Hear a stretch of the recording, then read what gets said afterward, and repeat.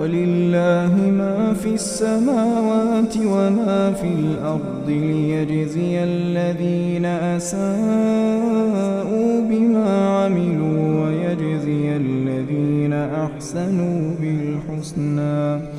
الذين يجتنبون كبائر الإثم والفواحش إلا اللمم إن ربك واسع المغفرة هو أعلم بكم إذ أنشأكم من الأرض وإذ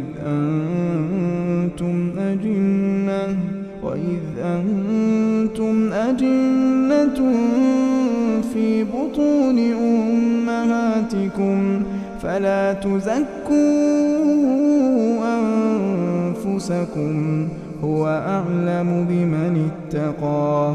أفرأيت الذي